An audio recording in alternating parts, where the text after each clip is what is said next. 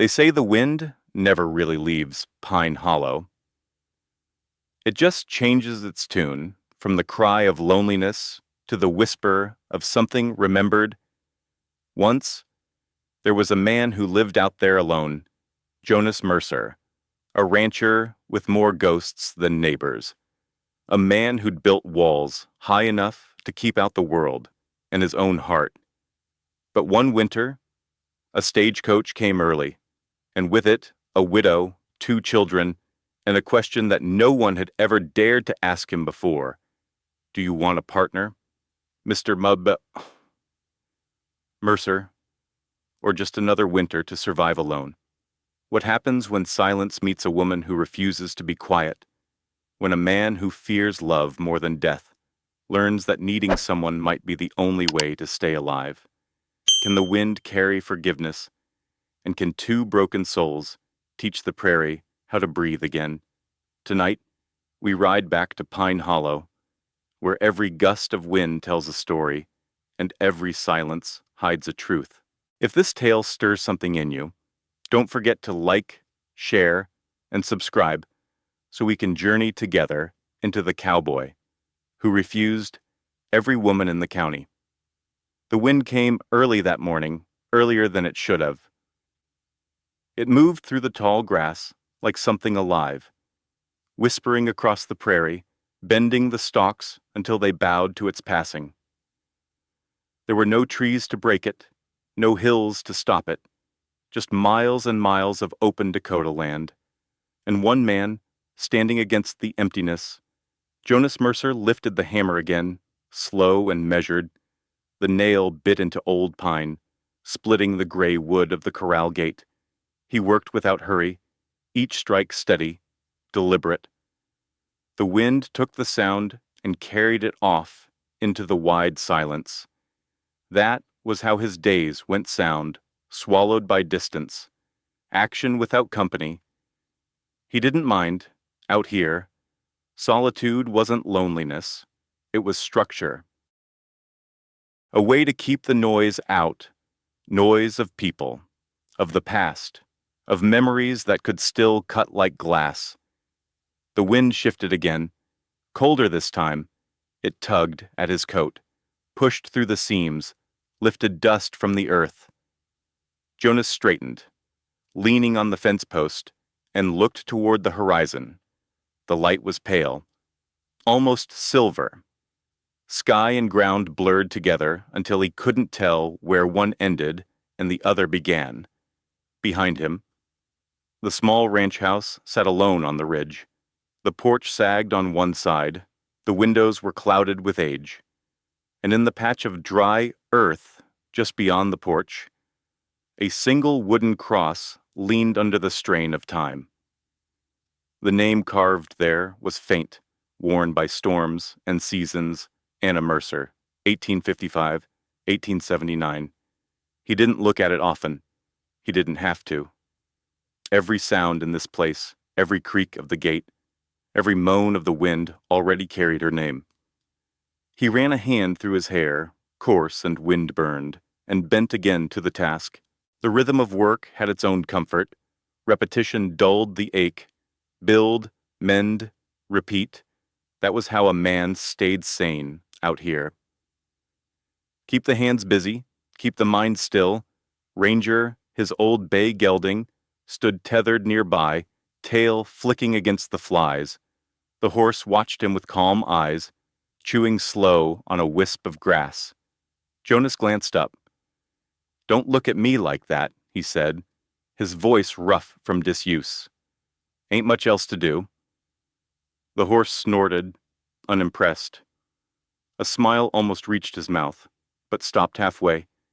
He set the hammer down, wiped his hands against his coat, and let the wind fill the silence again. The plains had a sound that changed with the season. In winter, it was sharp and thin. In summer, full and heavy with heat. But in autumn now it carried something different, a kind of memory, as if the land itself was thinking back on what it had lost. He felt that way, too. By mid-morning, clouds were rolling in from the west, flat-bellied and dark. Storm coming, he thought. He'd need to ride into town for nails and salt before the rain hit. Maybe pick up coffee if Hank had any that wasn't burnt to cinders. Jonas slid the hammer into his saddlebag, swung into the saddle, and let Ranger choose the pace. The horse knew the path well, down past the dry creek bed, across the open field, then east toward Pine Hollow. Pine Hollow, a name that didn't fit anymore. No pines left since the Great Fire 15 years back. Now it was all stubble and stone, grass bending low to the wind. But names stick around, even when meaning doesn't. He rode in silence, the wind pressing against his hat brim. Every hoofbeat sounded louder than it should, echoing across emptiness. Ahead, the faint cluster of buildings that made up the town sat huddled against the sky storefronts. A saloon, the blacksmith's shed, and a small white church that leaned just slightly to one side. He dismounted outside Hank Bellamy's general store. The bell above the door jingled sharp when he stepped in. "Mornin'. Jonas," Hank called, polishing the counter with a rag that looked older than sin. "Wind's got a bite to it today." Jonas nodded. "It's coming down from the ridge." Hank poured coffee into a tin cup, set it on the counter, heard the stage from Bismarck's due early. "You looking for company, don't reckon I am." Jonas took a sip, grimaced. The brew was bitter as regret.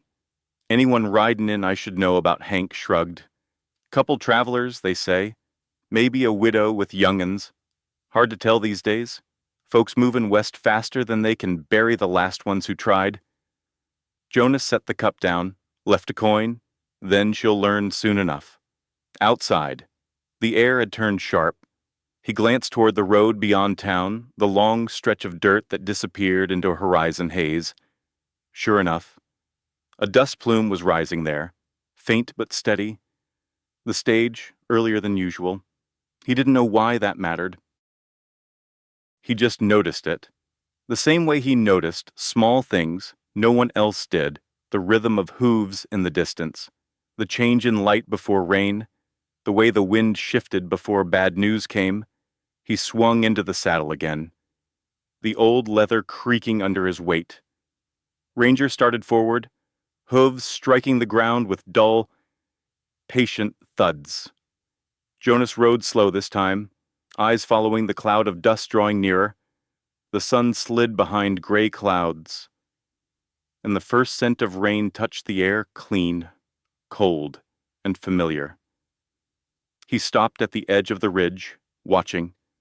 The stagecoach wound its way through the lowlands, a black shape moving against the pale grass.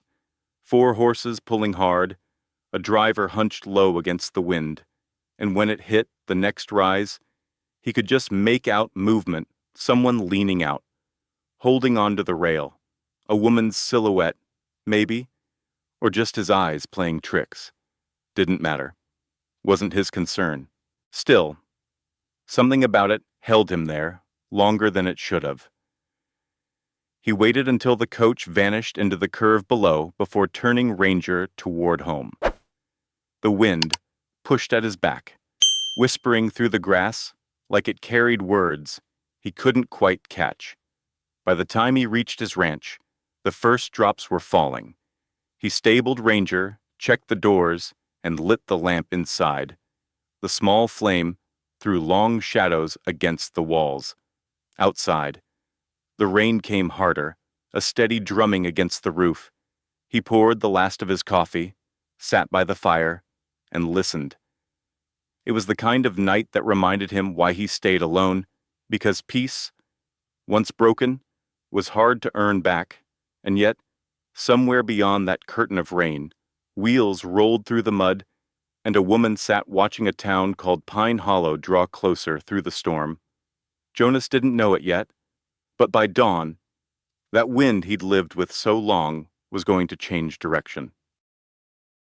The rain stopped by dawn, but the streets of Pine Hollow were still soft with mud.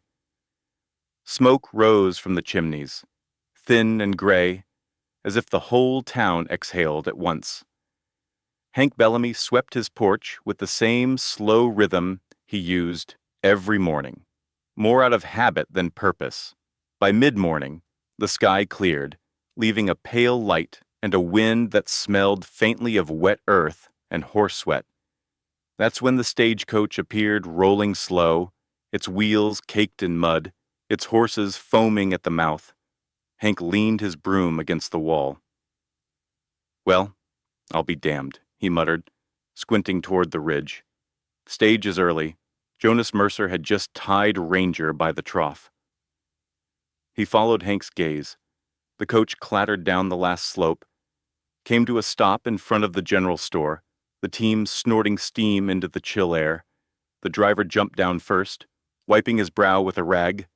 Then, from the carriage door, a woman stepped out. She moved carefully, her long skirt heavy with road dust. Not the fancy kind of woman who came west chasing adventure or men.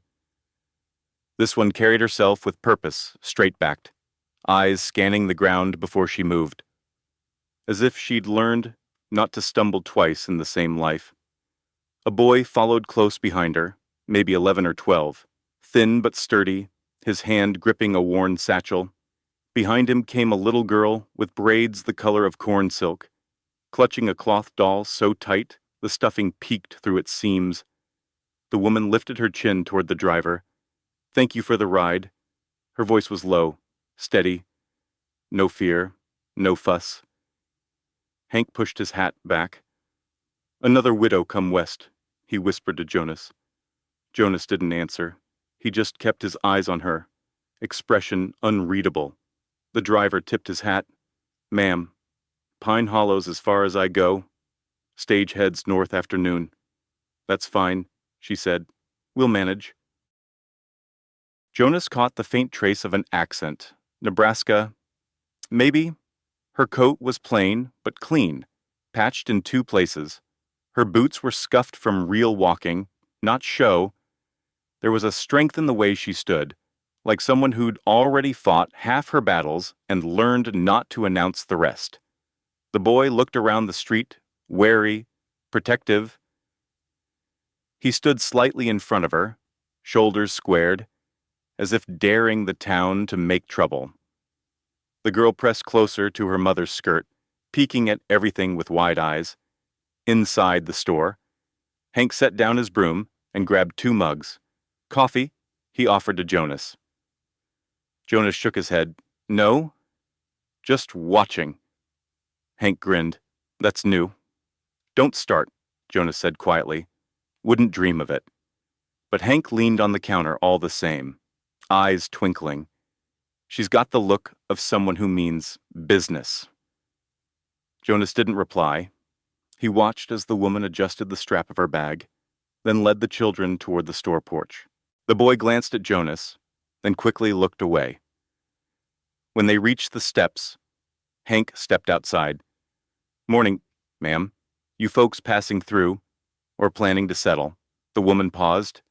"That depends," she said. "On what this town has room for." Her voice carried across the street, even over the wind. Not proud, not meek, just steady. The kind of tone that made people listen, even if they didn't want to. Hank nodded slowly. "Well, depends what you're looking for. A place to work, a roof, maybe peace." Hank hesitated, his eyes flicking toward Jonas before answering. "Work's thin this time of year, ranching mostly. Some folks need help cleaning or sewing, if you don't mind rough pay." "I don't," she said simply. Jonas could feel Hank's glance on him again. He ignored it, tugged at his glove instead, but when the woman finally turned her head, her gaze went straight to him, sharp, assessing, unafraid. For a second, it pinned him in place. Not because she was pretty, though she was, in that worn, enduring way life carves into the honest ones. No. It was because she looked at him like she already knew what he'd built his silence around. He looked away first. Hank cleared his throat. "Ma'am, this here's Jonas Mercer. Owns a spread just outside town. Keeps mostly to himself. Seems a lot of men do," she said, eyes still on Jonas. Jonas adjusted his hat, trying to end it there. "Ma'am." Her gaze didn't soften. Mr. Mercer, the boy, standing beside her, studied Jonas with suspicion. The girl tugged on her mother's sleeve. "Mama," she whispered, "is this where we stop?" The woman glanced down, then back at Jonas. "That depends," she said quietly, "on whether folks here still believe in starting over." Jonas's chest tightened. He didn't answer.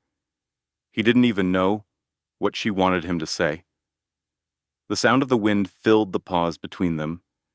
Somewhere down the street, a door slammed, a dog barked, and just like that, the town went back to pretending it wasn't watching.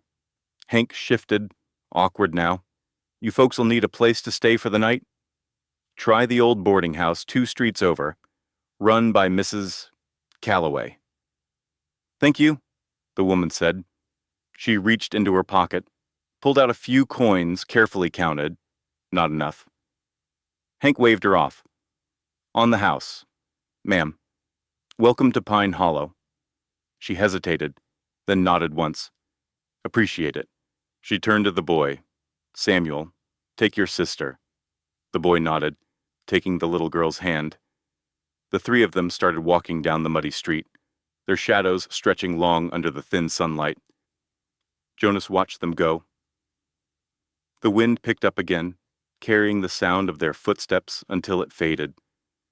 Hank's voice broke the quiet. "Reckon that's trouble coming to your door." Jonas. Jonas didn't smile. "Trouble's already here. That's just the wind changing." He gathered his things, stepped off the porch, and walked toward his horse. Behind him, the sound of Hank's broom started up again, sweeping at dust that never really left. Jonas mounted Ranger, the leather saddle creaking beneath him. He looked once more toward the boarding house, at the far end of the street, saw the woman and her 2 children disappearing inside. For reasons he didn't care to name, he stayed there longer than he should have. The sky above Pine Hollow stretched endless and pale. Somewhere, the same wind that carried storms now carried new names, new faces, and the start of something he hadn't asked for. When he finally turned the horse toward home, he muttered under his breath, "Another widow come west." But the words didn't sound the same this time. Morning light fell hard and clear across Pine Hollow, the kind of light that didn't warm, only exposed. The storm had passed, but the wind stayed, sharp and restless. By the time Jonas Mercer rode back into town, dust already chased at the horse's heels, and gossip floated like smoke through every open window. He didn't come for talk. He came for supplies, but talk found a man whether he wanted it or not. Hank Bellamy was outside again, leaning on his broom, eyes fixed on the street like he was waiting for the next chapter of a story he hadn't finished telling. "Morning, Jonas," he said, grinning into his mustache. "You missed quite the arrival yesterday." "I saw it," Jonas answered, dismounting. "Didn't figure it needed my company. Reckon she did fine without you."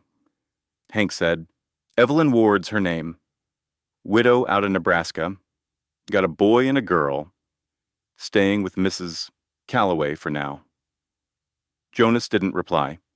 He untied the saddle strap and checked his list grain, nails, lamp oil. Normal things for a normal life, things that didn't need names attached to them. But before he stepped inside, the sound of voices caught him, one firm, one smaller. Across the street, in front of the livery, Evelyn Ward stood talking to the owner, arranging something about work. The boy, Samuel, helped her lift a small crate. The girl sat on the step beside them, brushing her doll's frayed hair. It wasn't the scene that stopped Jonas. It was how she carried herself. No apology in her posture, no plea in her voice. She spoke to men like she belonged among them. The liveryman tipped his hat and walked away. Evelyn turned, then her gaze sweeping the street until it found Jonas. He froze where he stood. The look wasn't invitation or challenge. It was recognition. She crossed the street with that same steady stride, her skirt brushing the dust, the boy and girl watching from behind. Every eye in town seemed to notice. Heads turned at the saloon window. Someone paused mid-step outside the barber's. Jonas felt the weight of it, the hush before something important breaks. She stopped a few paces from him. "Mr. Mercer." "Ma'am." Her voice carried easily on the wind. "You own land north of town." "I do." "They say you live there alone." He nodded once. "That's right." By choice, the question cut sharper than a knife. Not rude, not curious, simply honest. He could feel Hank holding his breath behind him. The air between them tightened. "Choice," Jonas said at last, "ain't always what folks think it is." "Maybe not," Evelyn said, "but you still get to make it. Every morning you wake up." Her eyes didn't waver. They were blue-gray, the color of smoke after rain. He folded his arms. "What is it you're after?" "Mrs. Ward work," she said plainly. "And a roof for my children. Mrs. Calloway's boarding house costs more than I can pay. I was told you've got more land than one man can handle. I manage. I can cook, clean, sew. The boy can help with chores. We don't ask for charity, just a fair trade." He should have turned away, should have said no and been done with it. But something about the steadiness in her voice pulled at him. It wasn't desperation. It was defiance against despair. "You'd live out there," he asked. "If it means my children have walls between them and the wind, yes." The street had gone quiet. A few of the men by the saloon door leaned forward, pretending not to listen. Jonas could feel their eyes like grit on his skin. He kept his tone flat. "I don't need company." "Didn't say you did," she answered. "But I think you might need help." Her words struck him harder than she meant. He looked away toward the distant ridge, jaw tight. "I do my work fine." "Maybe," she said, "but fine doesn't mean living." That made him look back at her. For a long second, no one spoke. The wind carried the faint rattle of a window shutter, then quietly but clear enough for the whole street to hear. Evelyn Ward said, "Do you want a partner? Mr. Mercer, or just another winter to survive alone?" The words hung there, clean as gunfire in the cold air. Hank muttered under his breath, "Lord help us." Jonas felt every eye on him. He felt the old ache of pride rise up, the instinct to shut every door, every feeling, but beneath it, something else stirred the hollow sound of his own silence, stretched too thin by years of it. He met her gaze. "Alone never scared me." She waited. He exhaled. "But maybe it should have." For the first time, her mouth softened. Not quite a smile, but close enough to show she'd heard what he hadn't meant to admit. She nodded once. "Then we understand each other." Jonas shifted, glancing at the faces turned their way. "This ain't a conversation for an audience." "No," she agreed. "It's not." "Tomorrow," he said, "by the creek west of town. You can tell me what you're offering. I'll be there." She turned then, motioning for her children. The boy lifted the crate again. The little girl clutched her doll and followed.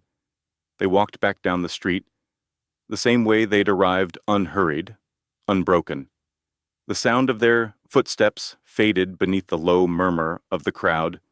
Hank came to stand beside Jonas, still half grinning. Never thought I'd see the day someone called you out like that. Jonas kept his eyes on the road. She didn't call me out? What did you call it then? He thought for a moment. Maybe she just called me back. The wind carried the last of the laughter away. Jonas untied Ranger, climbed into the saddle, and turned toward the open plain. As he rode out, he looked once over his shoulder. Evelyn Ward was gone from sight, but her words hadn't left the air. The prairie stretched before him wide, lonely, endless, but for the first time in years, it didn't feel quite as empty. The creek ran low that autumn, its water clear and slow as breath. Cottonwoods leaned over the banks, their leaves whispering against the wind like an old song that had forgotten its words. Jonas Mercer waited there, coat collar turned up, hat brim shadowing his eyes. He didn't like waiting, but that morning, he'd made the choice himself. That counted for something. The sun was already dipping behind the ridge when he heard the sound of careful footsteps through dry grass, the soft rhythm of smaller ones, following. He turned. Evelyn Ward came down the path, steady as the water itself. Her children trailed behind Samuel carrying a small sack, Lydia clutching that same cloth doll. They stopped a few paces away. Jonas nodded once. Mrs. Ward, Mr. Mercer. The wind pushed at the silence between them. She glanced around, taking in the quiet place, the water, the rocks, the sky going gold. You picked a fine spot for talk. It's far enough from ears, he said. She gave a small smile. That's usually where the truth shows up. He motioned toward a fallen log by the water. Sit, if you like. She didn't hesitate. Samuel stayed standing beside her, arms folded, eyes on Jonas. The boy's stance was young but full of warning. Jonas respected that. He crouched near the creek, tossed a pebble into the water, and waited. Finally, Evelyn spoke. I came west because I didn't have a choice, she said quietly. My husband, Thomas Ward, ran a store in Lincoln County. He was a decent man, but not a smart one. Borrowed to keep us fed when times turned lean. When he died, the debts stayed. The men who owned those debts didn't care that there were children. Jonas didn't move. The sound of the creek filled the pause. They took the store, she went on. The house. I sold what was left and followed the trail west. Thought maybe work would be easier to find where people still built things instead of watching them fall apart. Jonas finally looked up. Her hands were folded in her lap, calm, strong, the knuckles reddened by labor. Hard thing, he said, to start over with 2 kids and no help. She nodded. Harder to stay where the past keeps taking your breath. He almost smiled at that. Almost. Samuel shifted beside her. We can work, sir, he said quickly. I can carry. Fix fences. Anything. Mama can cook better than anyone. Jonas studied the boy. Thin arms, steady eyes, the same kind of pride that didn't bend easy. You been working long, since I could reach the counter, Samuel said. Evelyn reached out, touched her son's arm. Samuel, it's all right, Jonas said.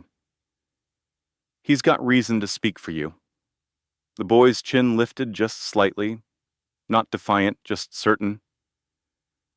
Jonas turned back to Evelyn. You said you're not asking for charity.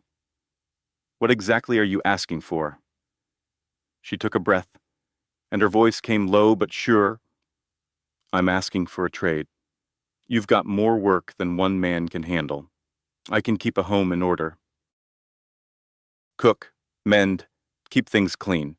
My children can help with chores. In return, we need shelter through the winter, food enough to last, and a bit of land come spring just a corner, to grow our own. He said nothing for a while. The water moved between them, slow and certain. When he finally spoke, His words came careful, like someone testing a bridge that might give way. "I don't keep boarders," he said. "Never did." "I figured," she said. "You don't strike me as a man who invites company." He looked at her sharply, but there was no mockery in her face, just fact. "You'd live out there on my land, in my house if it's that, or a barn." Yes. Her honesty landed like a hammer. Straight, without varnish, Jonas leaned on his knees. "You trust a stranger that much, I don't trust anyone that much," she said. "But I trust work. I trust fairness.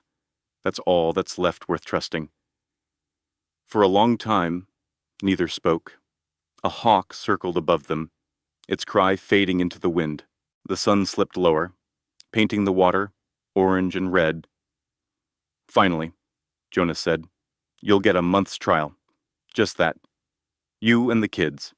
You work, you stay. Don't you go?" Samuel straightened. "A month will be enough." Jonas gave him a nod. Then it settled. Evelyn didn't thank him. She just met his eyes and said fair terms. He appreciated that more than gratitude. The wind shifted, carrying the smell of rain and cedar. Jonas picked up another pebble, turned it in his hand.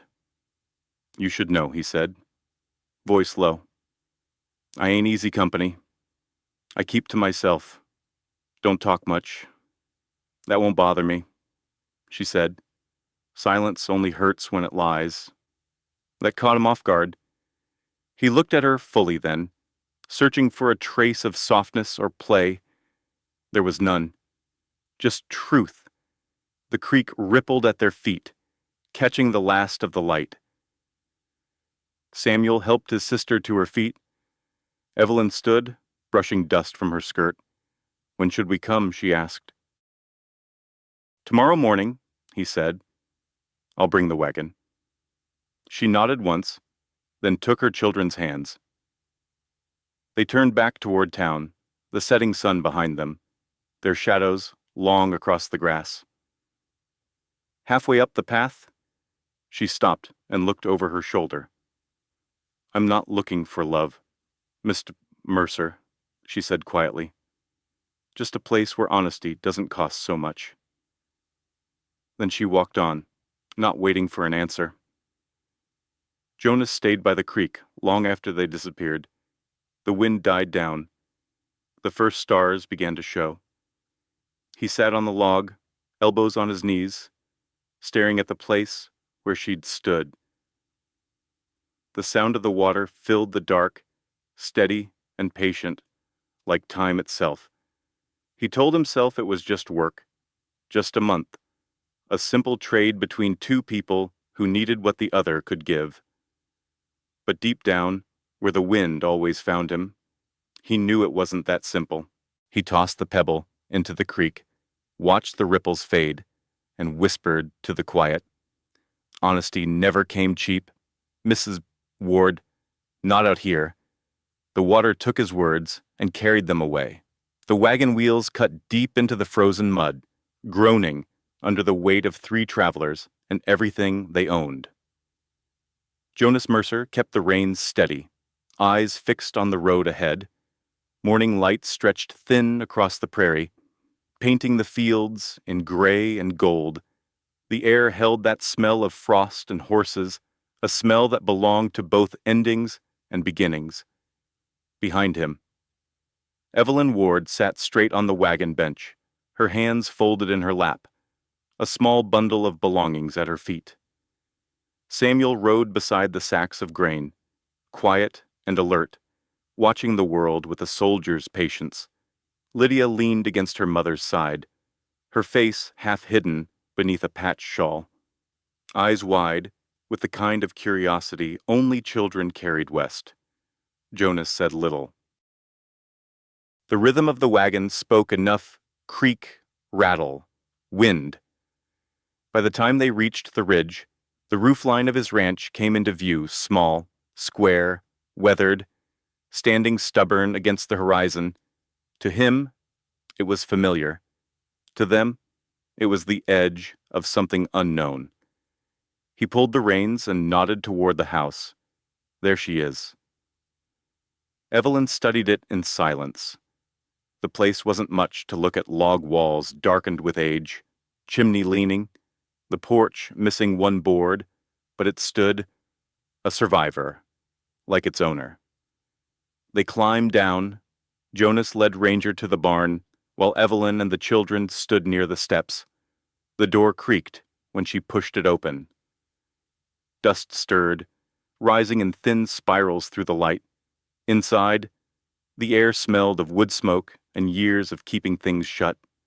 The single room was clean, but cold, every object arranged by habit, not care.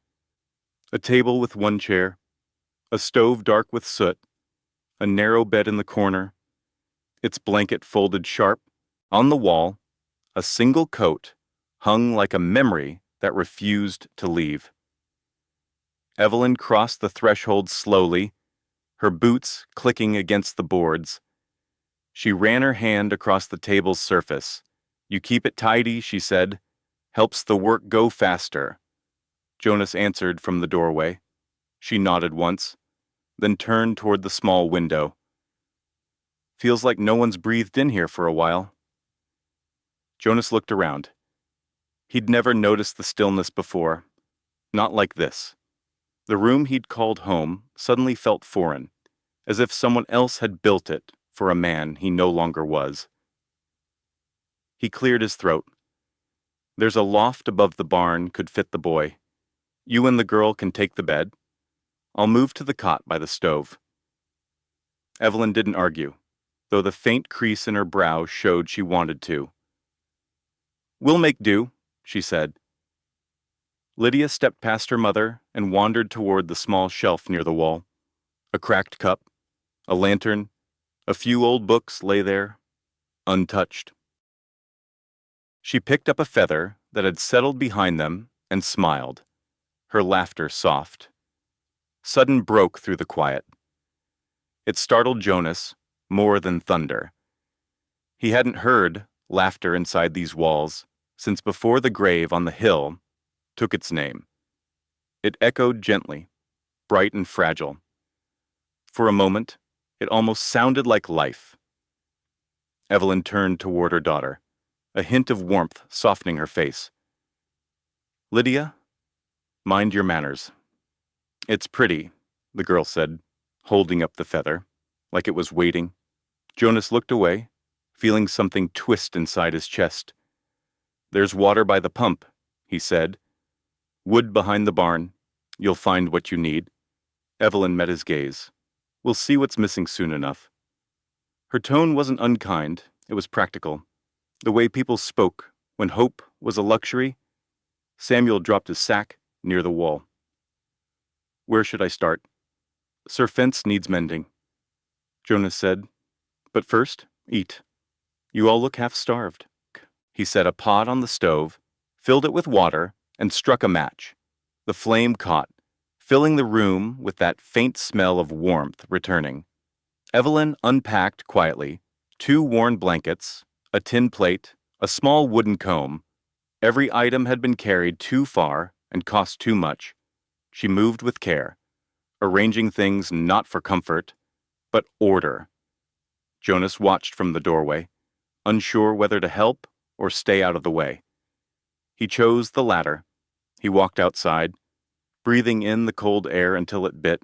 From the yard, he could hear faint sounds from inside the scrape of a chair, Samuel's low voice, Lydia humming to herself.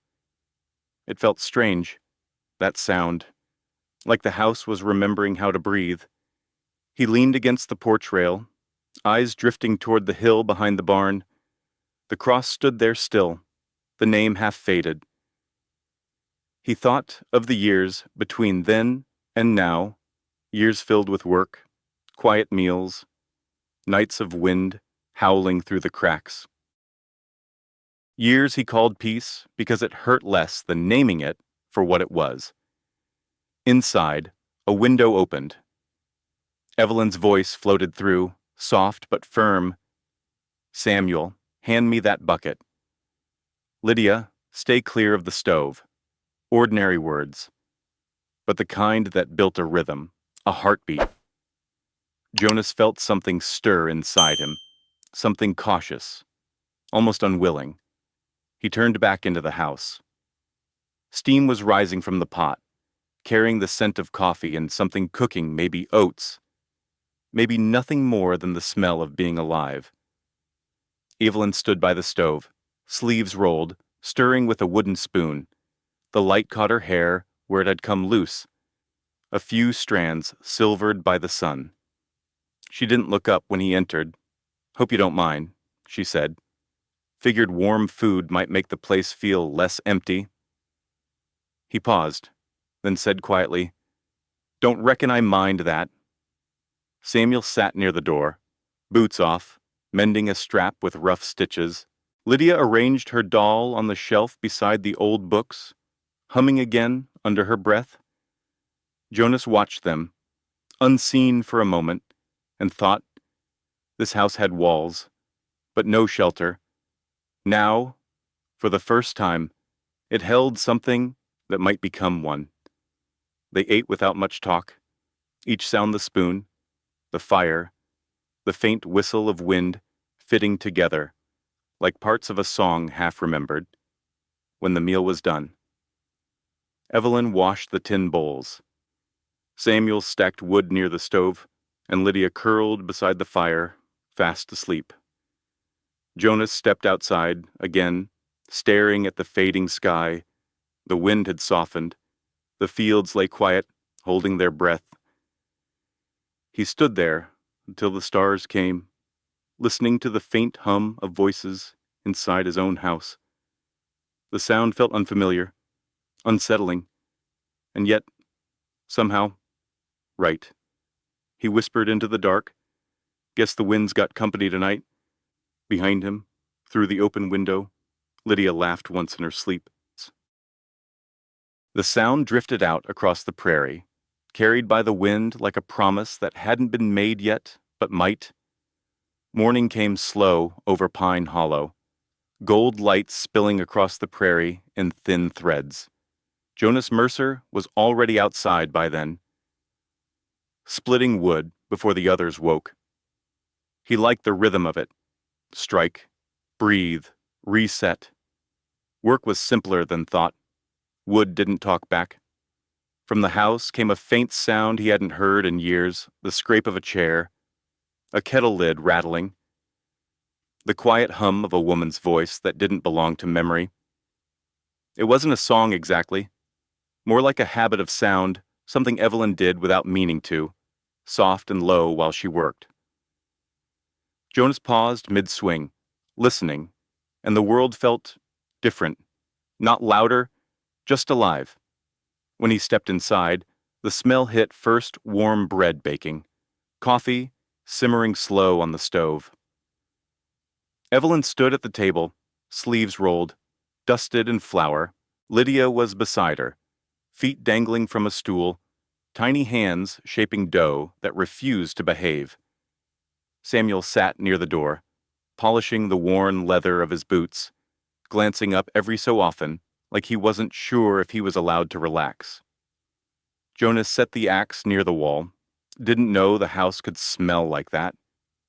Evelyn glanced over her shoulder. Bread's the easiest way to make 4 walls feel like home. Or to find out if a stove still remembers how to behave. Jonas chuckled. Once a rare, quiet sound.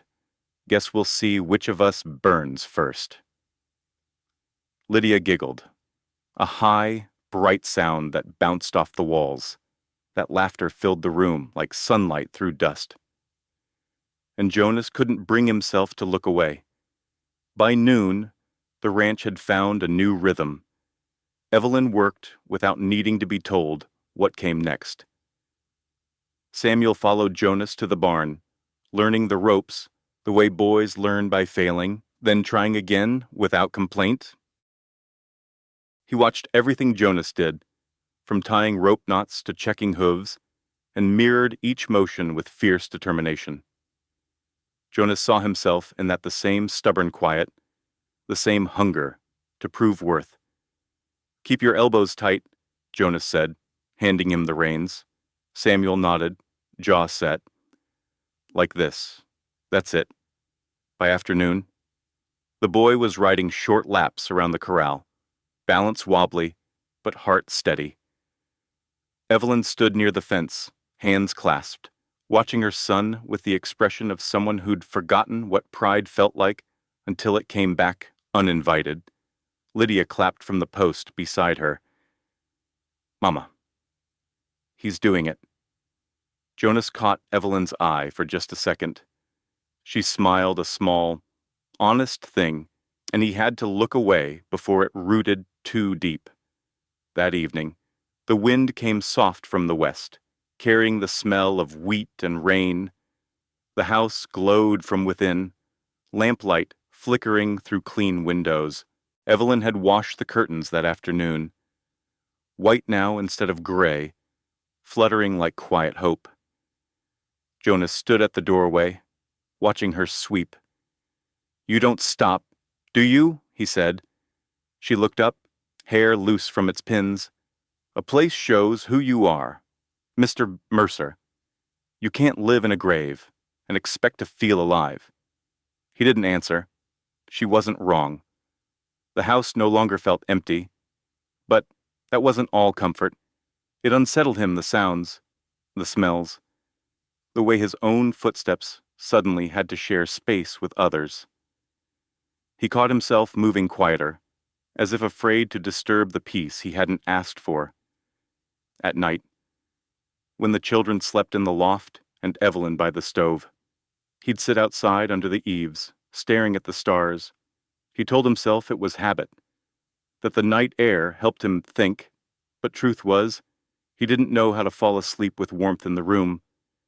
He'd built his peace from silence. Now it had been replaced by something tender and unpredictable. He didn't know which was harder to live with. In town, Pine Hollow noticed, it always did, by the end of the week, Hank Bellamy was polishing the counter when Sheriff Raleigh walked in. Seen Mercer lately? The sheriff asked, voice carrying that lazy kind of suspicion that came easy to small men with small power. Hank smirked. Rides in for feed every few days. Got folks living up there now. Widow and 2 kids. That so? The sheriff leaned an elbow on the counter. Guess the wildest horse can be broke, given time? Hank shook his head. Don't think she broke him, Clyde. Think she just gave him reason to stand still. Outside, gossip spread like prairie fire. At the saloon, men joked that Jonas Mercer had finally found his match. At the church, women whispered about the widow who'd moved into the house of ghosts. Even the children on the street sang little rhymes about the cowboy and the lady on the hill. Jonas heard none of it directly. But he could feel the weight of talk when he rode through town, the long stairs, the tipped hats that meant more than manners. He ignored them, as he always had, but the unease crept in anyway, like a chill under the door. That night, when he came home from checking fences, Evelyn was sitting by the fire, mending a shirt. The children were asleep, their breathing soft upstairs. The smell of baked bread and pine soap lingered in the air. She looked up as he entered. Long day, he nodded. Fence lines good, cattle settled, quiet night. Quiet's not always bad. No, he said, but it don't always mean peace either. She studied him for a moment, then went back to stitching. You think peace and comfort are the same thing? Used to, he said, till now. For a while, only the fire spoke. Then Evelyn said softly, comfort isn't a weakness, Jonas. It's what you do with it that counts. He didn't reply. But her words stayed with him long after she'd put out the lamp. Outside, the prairie was breathing again. Somewhere in the barn, Ranger stomped his hooves. From inside, a soft snore came from Lydia, followed by the faint rustle of her doll sliding to the floor. Jonas lay awake, on his cot, by the stove, staring into the dark. The smell of bread still clung to the air. He tried to remember the last time that smell had filled his house, and couldn't. He turned on his side, eyes tracing the faint shapes of curtain and chair, the small, ordinary signs of someone else's hands rebuilding what he'd left to dust. And for the first time, he wondered if solitude had ever been peace at all, or just another name for fear. The fire crackled once, soft and low, and in that sound he thought he heard the beginning of something he didn't yet understand, the sound of living. Pine Hollow had always been a town that noticed things. It noticed who came, who left, who kept their doors open, and who didn't. It noticed when Jonas Mercer, a man who'd spent years avoiding company, started coming into town with a wagon that wasn't empty anymore. By the second week of Evelyn Ward's stay, the whispers had found their rhythm. They drifted through the saloon, the store, the church porch on Sunday. Not loud, not cruel, just the kind of talk that believed itself harmless. And like all harmless things, it bit the deepest. She's living out there with him. I heard. Children, too. Doesn't seem right. Man like Mercer. Alone that long. You think he remembers how to behave? Hank Bellamy heard it all from behind his counter. He didn't repeat it, but he didn't stop it either. In Pine Hollow, silence was its own kind of permission. The knock came one morning while Evelyn was kneading dough. 3 hard raps against the door, sharp and official. Jonas looked up from the saddle he was mending, eyes narrowing. Evelyn wiped her hands on a cloth and opened the door. Sheriff Clyde Raleigh stood there tall, lean, his badge catching the light. He carried himself like a man who thought his opinion was law even when it wasn't. "Morning, ma'am," he said, tipping his hat without warmth. "Morning, Sheriff." He glanced past her shoulder into the house. "You've settled in quick." Evelyn's tone stayed polite. "We've been working hard." He looked at the tidy room, the curtains, the kettle steaming on the stove. Folks been asking questions. "About your arrangement here with Mr. Mercer." Jonas stood now, straightening slowly. "If they're curious, they can ask me." Raleigh's gaze flicked his way. That's right." The sheriff stepped inside, uninvited, boots leaving mud on the clean floor. "You can't blame people for wondering. Jonas, man lives alone all these years, then brings a widow under his roof. Small town's gonna talk." Evelyn's hands folded in front of her apron. "Then maybe the town ought to find better things to talk about." Raleigh smiled thin, the kind that didn't reach his eyes. "Careful. Ma'am, pride don't always play well here." Her chin lifted. Neither does ignorance. Jonas saw it then, the quiet steel in her posture. She wasn't angry. She wasn't shaken. She stood there, calm, steady, rooted like the cottonwoods by the creek. Raleigh turned his attention back to Jonas. "You sure about this?" "Mercer.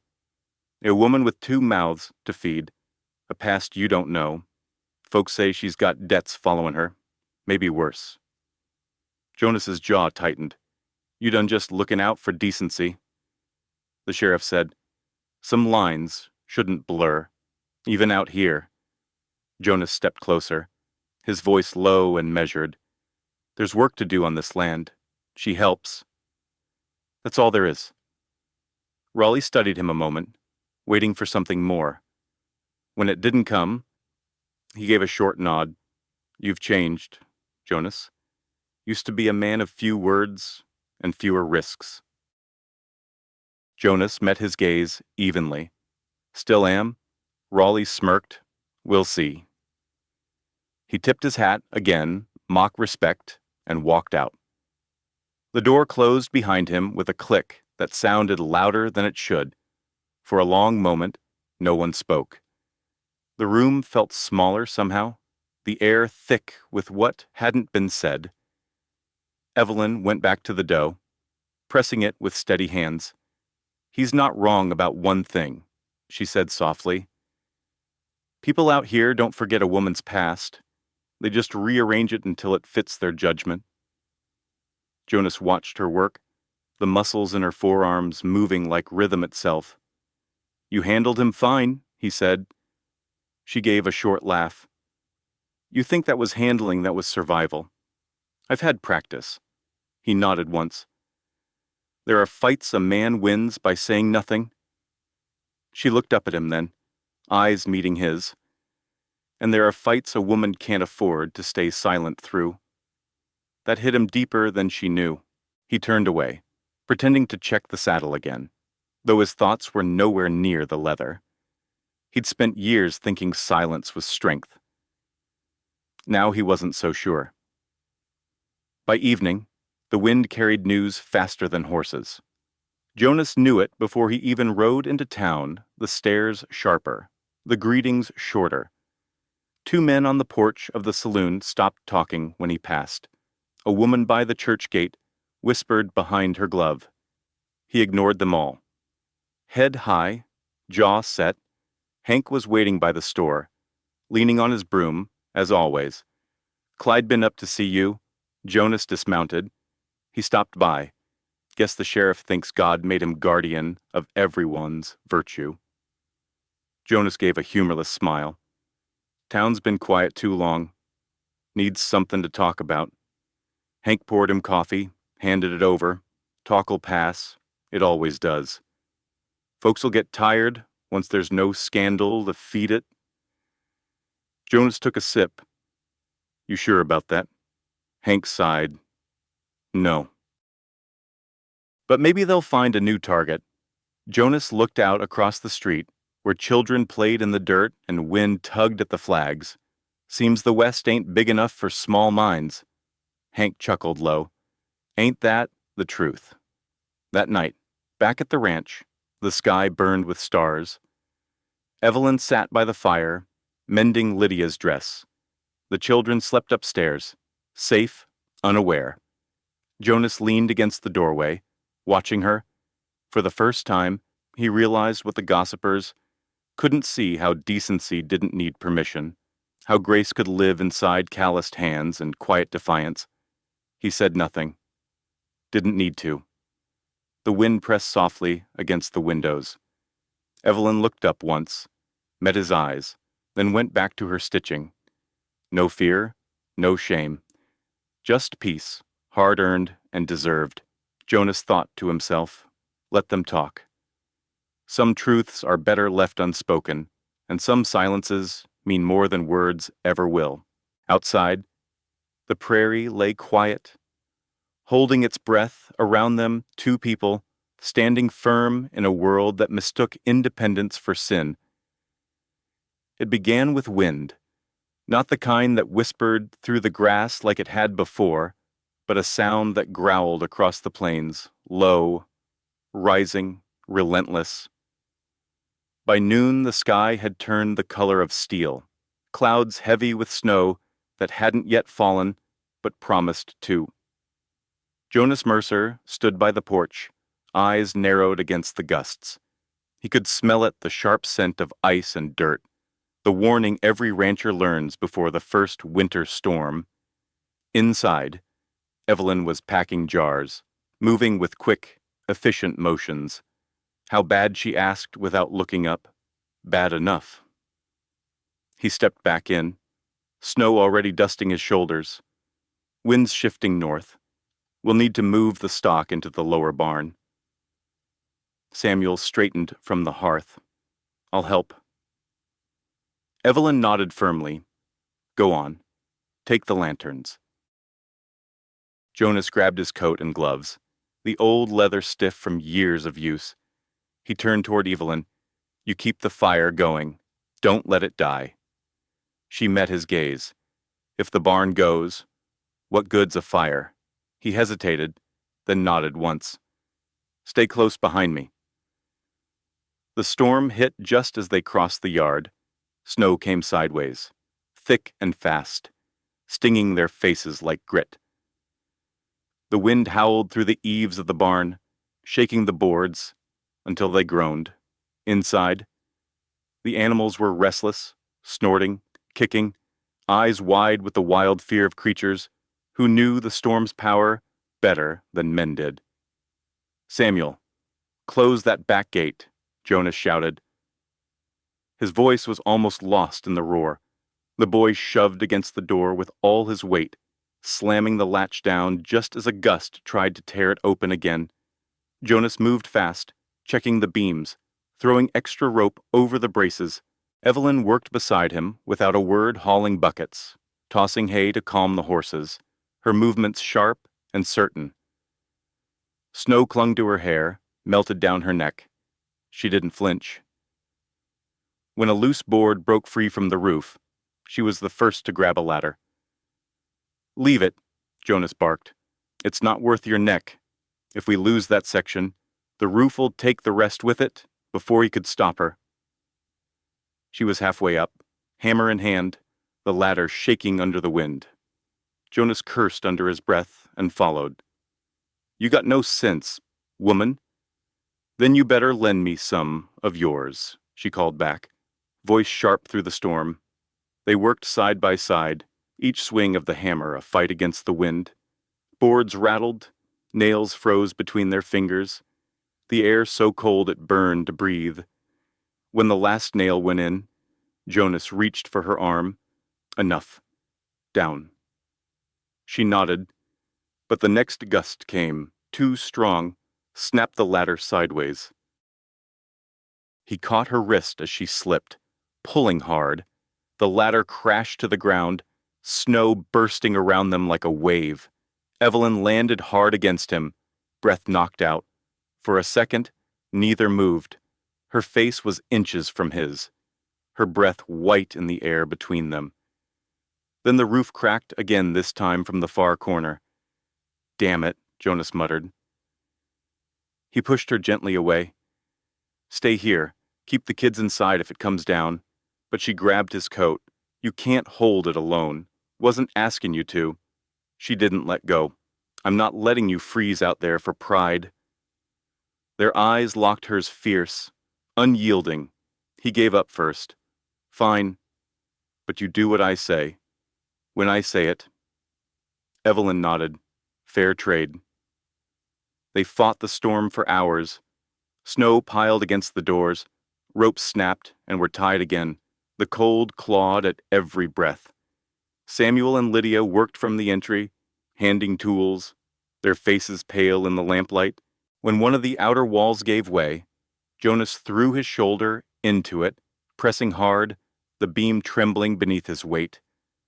Evelyn was beside him instantly, bracing the other side with both arms. "You're gonna break your back," he shouted. "Then we break it together," she shot back.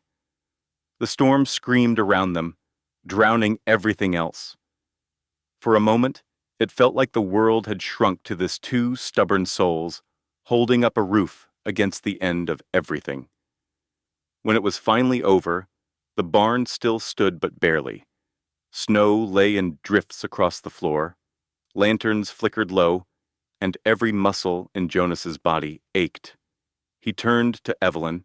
Her hands were raw, knuckles bleeding where the cold had split them. Her face was white with exhaustion, lips blue. "You need to get inside," he said, voice hoarse. She shook her head weakly. "The animals first." He stepped closer, took her arm. "Evelyn," but her knees gave out.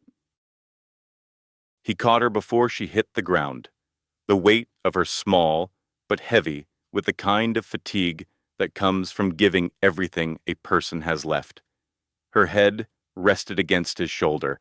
For a heartbeat, the storm outside didn't exist. Only her breath against his neck, faint, uneven. "Evelyn," he said, voice breaking. "Come on now, stay with me." Her eyes fluttered open. "Just cold." He pulled off his coat, wrapped it around her, lifted her into his arms. The wind clawed at them as he pushed through the snow toward the house. Every step felt endless. The drifts came to his knees. The world had turned white and soundless, except for his own ragged breath. By the time he reached the porch, his arms burned, but he didn't stop. He kicked the door open, carried her to the hearth, and laid her near the fire. Lydia cried out when she saw her mother's face. Is she? She's fine, Jonas said quickly, though his voice shook. Get more blankets. Samuel, bring water. He knelt beside her, rubbing her hands, willing warmth back into them. Her eyes opened slowly, unfocused. You didn't have to, she whispered. He leaned closer, his voice barely audible. You can't leave me to this silence again. The words slipped out before he could stop them raw, truer than anything he'd said in years. Evelyn blinked, tears mixing with melting snow on her cheeks. I wasn't planning to, she whispered. For a long moment, they just looked at each other, two people thawing back into life. Hours passed before the storm began to ease. The wind softened to a moan, the snow settling like ash across the fields. The fire burned low, painting the room in gold and shadow. Evelyn lay wrapped in blankets, pale but breathing steady. Samuel dozed by the wall, exhaustion pulling at his young face. Lydia slept curled near her mother's arm, clutching her doll. Jonas sat by the hearth, half in darkness, staring at the flames. His body ached, but his mind would not rest. He thought of Anna's grave on the hill, the years he'd spoken to it, waiting for the silence to answer. He thought of Evelyn's hand in his, warm now, alive.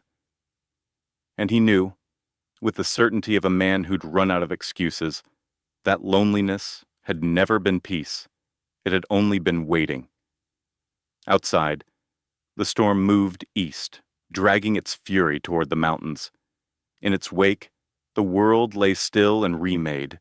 Jonas reached out, adjusted the blanket around Evelyn's shoulders, and whispered, Rest now. You've done enough. Her lips curved faintly, even in sleep. He leaned back, the firelight flickering over his face, somewhere beyond the walls. The wind sighed through the grass, no longer angry, just tired. Jonas closed his eyes, hearing it not as threat, but as something new. A sound that, for the first time in years, felt like belonging. The storm was gone by nightfall, but its echo still clung to the world, a deep, low quiet that felt too heavy to break. Snow lay piled high against the door, soft as ash. The windows were frosted over, and moonlight turned the drifts outside into silver hills. Inside the cabin, the only sound was the crackle of the fire and the slow breathing of the living. Evelyn Ward stirred under the blanket, the color returning to her face. Her hands, bandaged and raw, rested on her chest. Jonas Mercer sat close by, one arm bound from a rope burn, his face cut by wind and exhaustion. For a long while, neither spoke. Words felt too fragile, too loud for a night like this. Lydia slept beside her mother, curled against her warmth. Samuel dozed upright against the wall, still clutching the empty mug he'd used to melt snow for water. Jonas stared into the fire, its light painting his hands gold, then red, then nothing at all. He hadn't moved for hours. When Evelyn's voice came, it was soft, the kind that doesn't need strength to carry. You should rest. Mr. Mercer. He shook his head. Sleep's never been much good to me. She smiled faintly, though her eyes stayed closed. You think keeping watch will change the night? Sometimes it helps me believe it will. A long pause. The fire shifted, sparks whispering upward. Evelyn turned her head toward him. You've seen storms before? Plenty. But not like this one. He hesitated. Not since, not since I buried Anna. The name hung in the air the first time he'd said it aloud since she came. Evelyn didn't flinch. Your wife? He nodded once. Took sick the first winter we settled here. By the time I found a doctor, the snow had cut the trail. I dug her grave myself. Silence again, not cold this time, just full. Evelyn looked toward the window, her voice barely above a whisper. And you stayed, didn't know how to leave. You built your life around her absence, she said gently. That kind of work never ends. He glanced at her, then really looked. The firelight caught the lines at the corner of her eyes. The mark of years spent carrying what others dropped. You talk like you've done it too, he said. She nodded slowly. Different ghosts. Same lesson. What lesson's that? That grief is just love with nowhere to go. Jonas breathed in sharply, the words cutting deeper than he expected. He leaned forward, elbows on his knees. You sound like a preacher. I sound like a woman who's run out of time for lies, she said. The wind outside sighed against the eaves, as if agreeing. For a moment, he thought she might drift back to sleep, but her eyes stayed open, steady, searching. You risked yourself today, she said. For me, for all of us. He shook his head. For the barn, for the work. No, she said softly. That's what you tell yourself to make it simple. Jonas stared into the flames again. Simple's how I stay alive. Evelyn smiled faintly. Then you're half dead already. He almost laughed, a dry, quiet sound that turned into something closer to truth. You don't hold back. Do you not anymore? Another silence settled between them, comfortable now, outside. The snow cracked as it hardened in the cold. Jonas rubbed his wrist absently. The rope burn, stinging under the bandage. You scared me out there, he said finally. Evelyn looked over at him. I scare a lot of men. Usually not for that reason. I thought he stopped, swallowed. I thought I'd lose you. And I realized I couldn't stand the sound of that. Her voice softened. You thought the storm might take me. He nodded once. She studied him quietly. And what then? He met her gaze, eyes raw in the firelight. Then I'd be back where I started, with nothing but the wind to talk to. Evelyn reached across the small space between them. Her hand found his, fingers cold but sure. He didn't move at first. Then, slowly, he turned his palm up, holding on. I forgot what it's like to need someone, he said. The words came like confession. Evelyn's eyes filled, not with tears, but with something stronger. Needing isn't weakness, Jonas. It's what keeps us human. He looked away, jaw tight. Out here, need gets you killed. Out here, she said softly. Need is the only thing that saves you. The fire popped. The room smelled of smoke and melted snow. Lydia stirred, murmuring something in her sleep. Jonas and Evelyn both turned toward her. Instinctively, two guardians bound by something they hadn't named yet.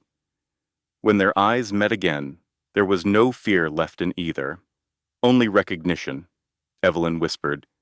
You don't have to fill every silence. Jonas, some of them are meant to be shared. He nodded slowly. Maybe so. She leaned her head back against the wall, eyelids heavy. Then let's share this one. He watched her until her breathing deepened. Outside, the moon broke through a tear in the clouds, laying its light across the snow and into the window, a silver bridge between the world and what remained of them. Jonas stayed awake, watching the fire fade to embers. For once, the quiet didn't press against him like a weight. It felt gentle, like something alive. He looked down at her sleeping form, the faint curve of a smile still on her lips, and thought to himself, maybe this is what mercy sounds like. By the second night, the storm had drifted east. The world outside was white and still, like breath held too long. Inside, the cabin glowed with steady firelight, the walls creaking as they thawed. Every sound, the pop of the logs, the sigh of wind beyond the door felt quieter, gentler, as if the land itself was resting. Evelyn sat close to the fire, her hands wrapped around a mug. Jonas sat across from her, elbows on his knees, his hat resting on the floor beside him. Neither had spoken much since the night before. They didn't need to. There was a kind of peace that came after nearly losing everything, a peace that made words unnecessary. Lydia and Samuel slept in the loft again, their breathing even, their dreams untroubled for once. Outside, the stars shone hard and bright, the way they only did after a storm. Jonas looked into the fire, eyes lost in its shifting gold. I used to think quiet meant safety, he said finally, but all it ever did was keep me from hearing myself think. Evelyn glanced up, her face soft in the glow. And what do you hear now? He hesitated, rubbing a hand over his jaw. Ghosts, but they don't hurt the same. She waited. Jonas drew in a slow breath. Anna wasn't supposed to die here. She hated the cold, said she could hear it breathing at night. I told her the prairie would make her strong, but all it did was take her away from everything that kept her alive. His voice went rough, then quieter. When the fever came, I couldn't leave to fetch help. Snow had blocked the pass. I tried anyway. Walked halfway to town before the wind knocked me down. By the time I crawled back, she was gone. I buried her before sunrise. The fire snapped. Neither moved. Evelyn's eyes didn't pity him. They understood. That's not something a man forgives himself for, she said softly. Jonas shook his head. I told myself forgiveness was for the dead. She studied him, then said, It's not. He looked up, and she held his gaze steady. It's for the ones left behind. Otherwise, you end up haunting yourself. He let the words sit. Outside, a gust of wind passed over the roof, whispering through the chimney like a sigh. After a while, he asked, What about you? You ever stop haunting yours? Evelyn's eyes lowered. My husband, Thomas, wasn't a cruel man, but he was weak. Always one promise, away from better luck, one drink away from losing it. I followed him through too many towns to remember, each one smaller than the last. She turned the mug in her hands, watching the steam rise. When he died, I felt relieved and ashamed for feeling that way. It took me years to understand that you can grieve someone and still be glad their damage is over. Jonas didn't move. He just watched her. The way a man watches something fragile he knows he can't repair. Evelyn went on quietly. I carried that shame west. Thought maybe I could trade it for work, for motion, for something that looked like purpose. But shame travels, light. It always fits in the smallest bag. The fire crackled, filling the pause that followed. Jonas leaned back, the chair creaking under his weight. Seems we both came here to outlast something that already ended. Maybe, she said. Or maybe we came to learn what still begins. Her voice was calm, but her eyes glimmered with something unspoken recognition. Maybe, or grace. He nodded slowly. You ever wonder if the land keeps count of all the people it's broken? All the promises buried under it? Evelyn smiled faintly. I think the land forgives faster than we do. Storms come and go. things grow back. Jonas stared into the fire again. I don't know if I can forgive myself. Then start smaller, she said. Forgive the man who tried. He looked up at her, the words sinking deep. For a long moment, the fire was the only light between them. Her hand rested near his on the floor, close enough that warmth crossed the space between without touch. It wasn't romance. It was something older recognition between two souls who'd seen the same ruin and chosen to keep walking anyway. Evelyn broke the silence first. We both survived more than one winter. Mr. Mercer, maybe it's time to learn how to live one. Jonas's eyes softened. And how do you suppose we start?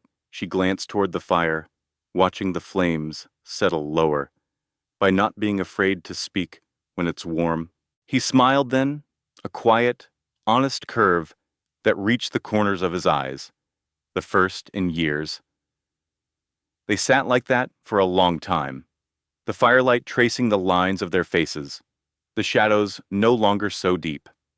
Outside, the snow began to melt from the eaves, dripping slow, steady like a clock starting again after a long silence. Jonas reached for another log, set it gently on the fire. The sparks rose, caught the air, and faded upward through the chimney. Evelyn watched them go and whispered, more to herself than to him, forgiveness isn't for the dead. It's for the ones who still need to breathe. Jonas nodded, his voice barely audible. Then maybe tonight, we start breathing again. The first signs of spring came quiet, not with color, but with sound. Drip, drip. Snow melting from the eaves, soft and steady. The creek, once frozen, began to murmur again, its voice uncertain, but alive. Jonas Mercer stood on the porch, coffee steaming in his hand, watching the world shift colors. What had been white and gray for months was now patchwork brown earth, slick with thaw, and threads of green pushing through. The wind had changed, too. It no longer carried the weight of warning, but of promise. He listened, really listened. Inside the house, Evelyn's voice hummed a low tune, Lydia's laughter spilled through an open window, and somewhere near the barn, Samuel's hammer struck rhythm against wood. The sound of living had become steady now, no longer new, no longer startling, just life, unfolding the way seasons do when no one's watching. By mid-morning, the sun had climbed high enough to warm the roof, and steam rose from the melting drifts. Jonas set his cup down and walked to the yard. Samuel was there, sleeves rolled, tightening a fence post with the kind of confidence that comes from repetition. You got the line straight this time, Jonas said. Samuel grinned without looking up. You taught me right, Jonas nodded, hiding a smile. Didn't think you were listening half the time. I was, the boy said. Even when you didn't talk much. That caught Jonas off guard. He let out a quiet chuckle. Guess I'll have to start saying better things. Then, Samuel straightened, wiping his hands on his trousers. Mama says silence is fine as long as your actions don't lie. Jonas raised an eyebrow. Your mama's got a way with truth. She does, the boy said simply. Jonas clapped him on the shoulder, the gesture easy, unforced. You're doing fine work. You keep this up. This place'll start looking like it belongs to all of us. Samuel smiled, proud but modest, and went back to work. Inside. Evelyn was standing by the window, pressing small pots into the sill. Jonas stepped in, boots brushing mud off at the door. What's all this herbs? She said. Basil, sage, maybe thyme, if it takes. He leaned against the doorframe, watching her hands move through the soil. Didn't think the ground was ready yet? It's not, she said, smiling. But hope has to start somewhere. The light from the window caught the curve of her cheek, the soft strands of hair that escaped their pins. He didn't speak, didn't need to. It was enough just to see warmth made visible again. Lydia sat nearby, legs tucked under her, holding a small book in both hands. Her voice filled the room, careful and earnest. Once upon a time, there was a house on a hill. Jonas listened from the doorway, the words washing over him like water smoothing stone. She stumbled over the longer ones, looked to her mother for help, then continued proudly, once corrected. "Did you teach her to read?" he asked. Evelyn nodded. "Back east. I taught at a small school before I married. Didn't pay much, but it kept us fed." He smiled. "Guess I've got a schoolhouse under my own roof now." Don't underestimate what a roof can hold," she said softly. Jonas looked around the bright curtains fluttering in the breeze. The clean table, the warmth that had slowly filled every empty corner. He realized, without meaning to, that it no longer felt like his house. It felt like theirs. And for the first time, that didn't bother him. That afternoon, he built something he hadn't built in years. Not a fence, not a gate, but a swing. 2 ropes, a plank of wood, a low branch behind the house. He worked quietly, the rhythm of hammer and saw, keeping time with the wind. When it was done, Lydia came running. "Is that for me?" she gasped. Jonas knelt, tightening the last knot. "Only if you promise not to fly clear to Nebraska."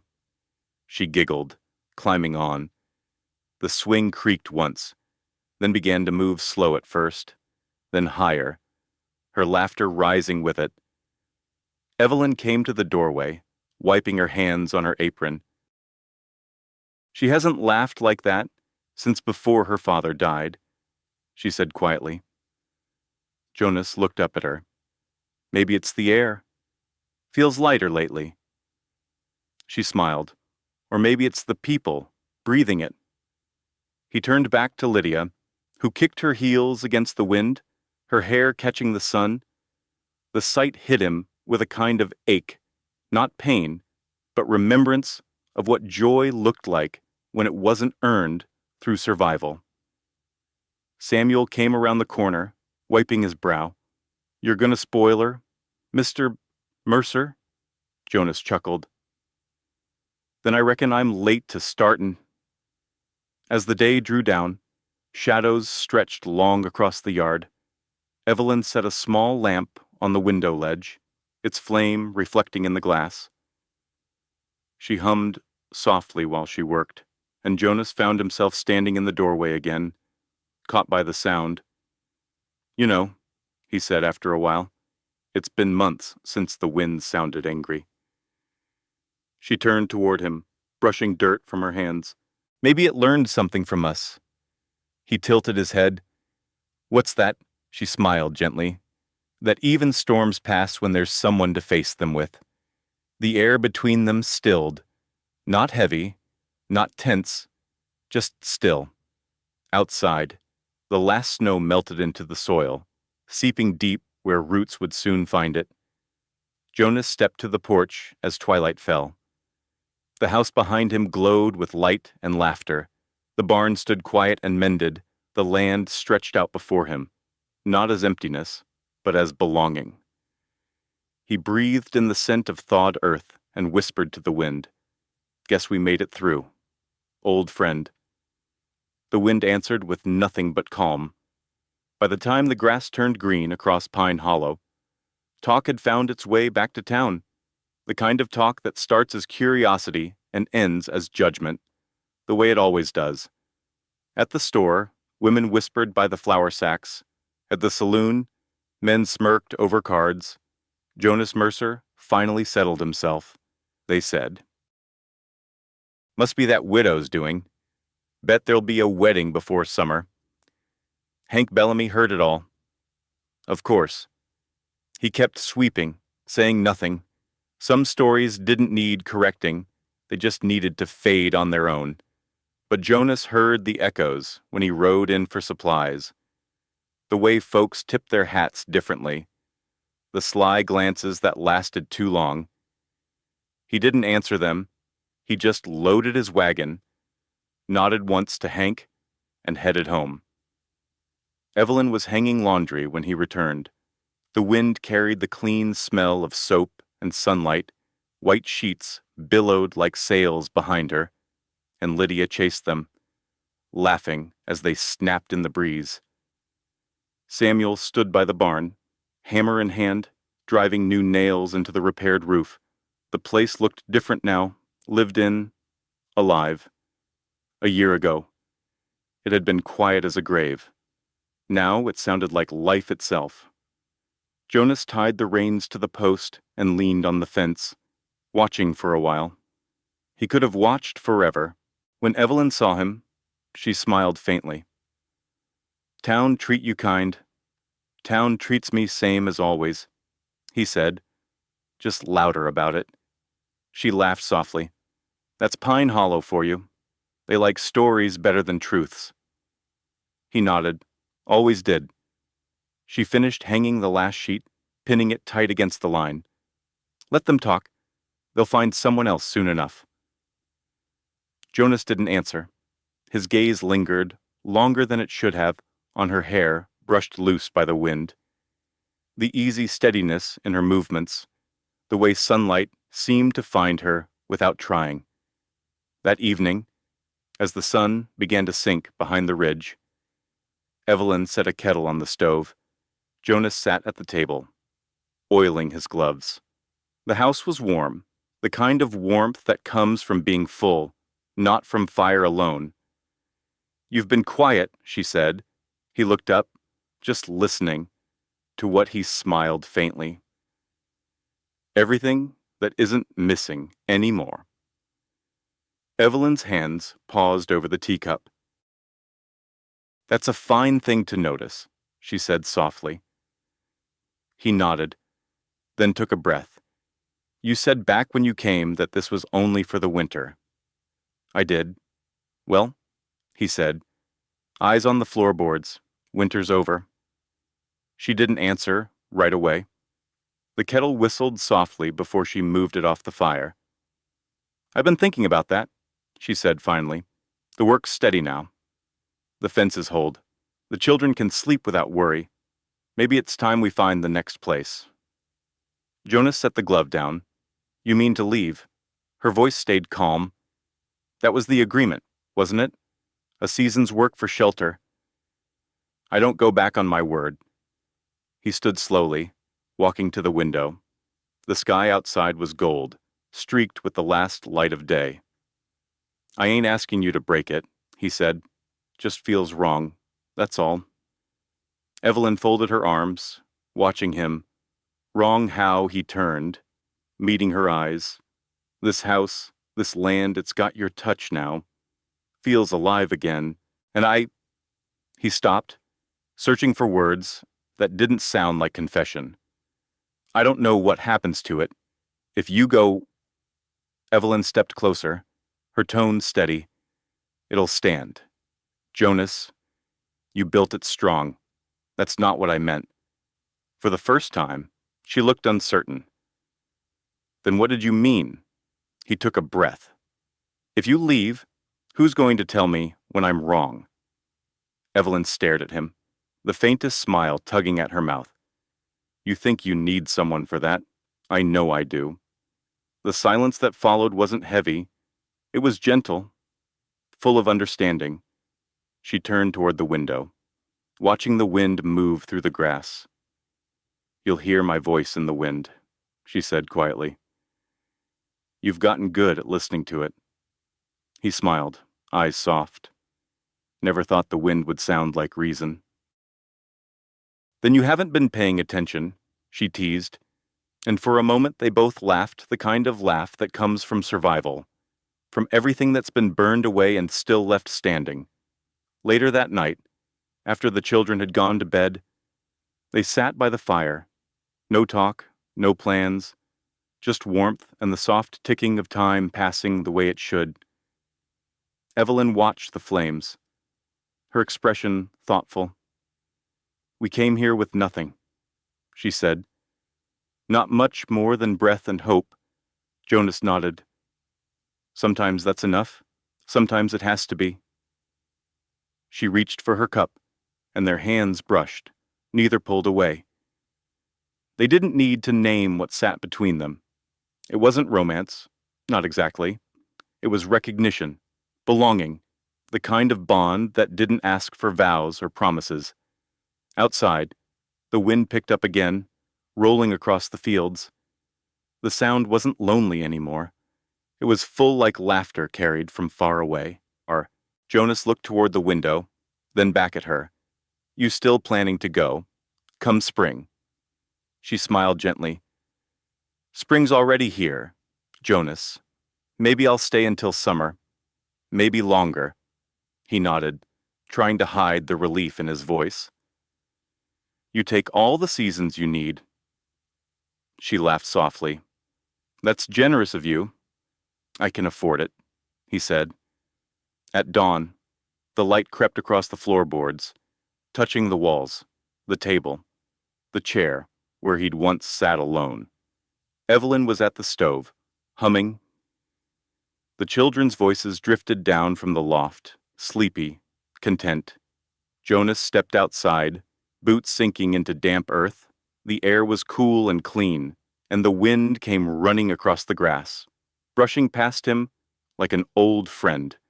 He closed his eyes and listened. It carried faint traces of laughter, of life, of something too soft to name. He thought back to that first morning months ago, when the only sound had been the wind across Pine Hollow, empty, unkind, endless. Now, it was different. It still moved through the same hills, still bent the same grass, but it no longer sounded like loneliness. It sounded like home. He whispered into it, half a smile on his face. "Guess you were right, Mrs. Ward. The wind does talk back." The breeze rose once more, warm this time, swirling past the porch and through the open door. Inside, Evelyn's laughter met it halfway, and for a moment, just a moment, the world stood still, listening. Sometimes life teaches its hardest lessons in silence. Jonas Mercer spent years believing solitude was strength, that building fences high enough would keep sorrow out, but fences keep out the living, too. When Evelyn Ward arrived, she didn't fix him with love or pity. She simply brought truth quiet, steady, unshakable. Through storms, through work, through shared silence, they both learned what so many of us forget, that needing someone is not weakness. It's what keeps us human. We spend years trying to outlast pain, to bury the past, to prove we can stand alone. But healing doesn't come from endurance. It comes from honesty, from letting others see where the cracks are, and standing together in the wind. The real strength of the West was never in its guns or grit. It was in the way broken people still chose to build something that could last: a house, a family, a simple kindness. So when the world grows quiet around you, don't mistake it for peace. Sometimes, it's just waiting for you to let someone in. Thank you, friends, for riding with us through another story beneath the wide sky of the American West. If this tale touched something quiet in your heart, a memory, a moment, a truth, then you've kept its spirit alive. Out here, stories are how we remember who we are. So if you'd like to keep hearing them, the ones carried by the wind and whispered through time, please like, share, and subscribe to Wild West Echoes. Until next time, keep the fire burning. And listen closely, the wind still has stories to tell.